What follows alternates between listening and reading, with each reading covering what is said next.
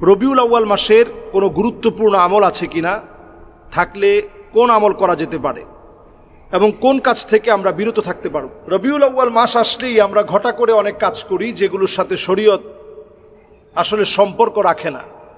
রবিউল আউয়াল আরবি মাসের অত্যন্ত গুরুত্বপূর্ণ মাস। সৈয়দুল মুরসালিন, খাতামুন নবিয়্যিন, ইমামুল মুরসালিন ওয়ান নবিয়্যিন নবী করিম সাল্লাল্লাহু আলাইহি সাল্লাম এই মাসে পৃথিবীতে আসছেন। সোমবারে তিনি পৃথিবীতে জন্মগ্রহণ করেছেন। সোমবারে তিনি পৃথিবীতে জন্মগ্রহণ করেছেন। নবীজি সাল্লাল্লাহু আলাইহি সাল্লাম এই জন্য সোমবারে রোজা রাখতেন। নবীজি সাল্লাল্লাহু আলাইহি সাল্লাম সোমবারকে বিশেষ মর্যাদা দিতেন। বৃহস্পতিবার যেহেতু আল্লাহর কাছে আমলনামা উঠানো হয়, এজন্য ওই দিনও নবীজি রোজা রাখতেন।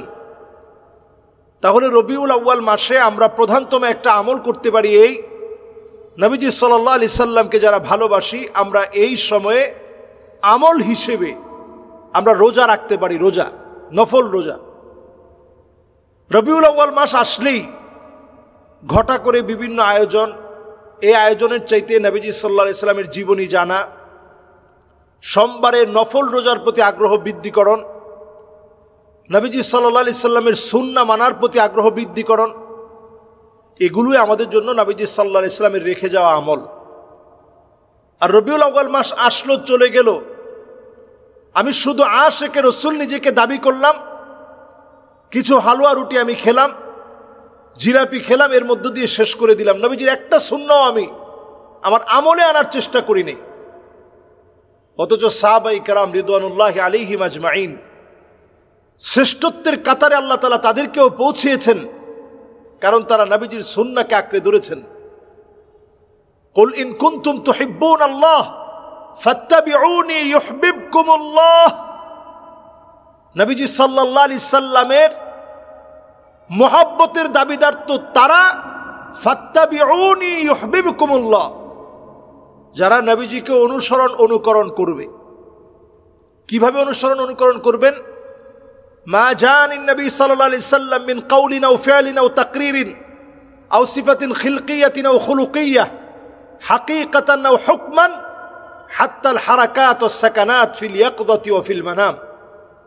প্রিয় ভাইয়েরা, খেয়াল রাখতে হবে আমার কথা, আমার বার্তা, আমার চলা, আমার ফেরা, আমার খাওয়া দাওয়া, এমনকি ঘুম পর্যন্ত নবীজি সাল্লাল্লাহু আলাইহি সাল্লামের মতো হচ্ছে কিনা। আমরা যেভাবে ঘুমাই, রাসূল কি এভাবে ঘুমাতেন?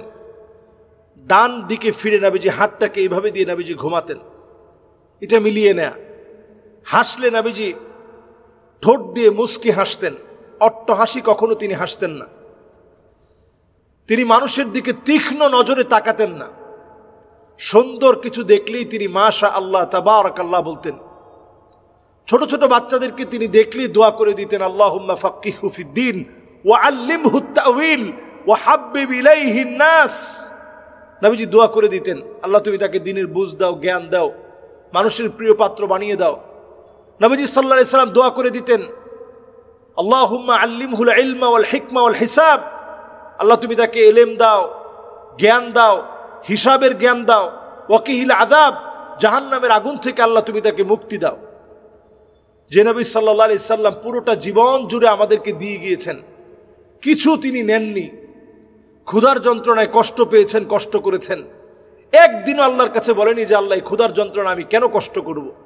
নবীজি যদি শুধু মুখে একটু বলতেন, লাউ আরাত্তু, হাদিসের মধ্যে আসছে, নবীজির মনের মধ্যে যদি জাগ্রত হতো, আয় আল্লাহ উহুদ পাহাড়টা যদি স্বর্ণ হয়ে যেত, যদি শুধু মনের মধ্যে আসতো, লাসার আল উহুদ যাহাবা, গোটা উহুদ পাহাড়টা নবীজির মনের ভিতরে আসলেই হতো, মুখে বলা লাগতো না, পুরা উহুদ পাহাড়টা স্বর্ণ হয়ে যেত। সুবহানাল্লাহ বিহামদিহি।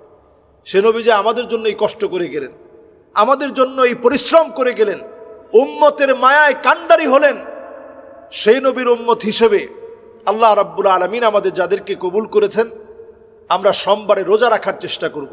এটা শুধু রবিউল আউয়াল না, বরং নবীজি সাল্লাল্লাহু আলাইহি সাল্লামের উম্মতের শ্রেষ্ঠতম আমল হচ্ছে এই রবিউল আউয়াল সহ সোমবারে রোজা রাখা, সোমবারে নফল রোজা রাখা।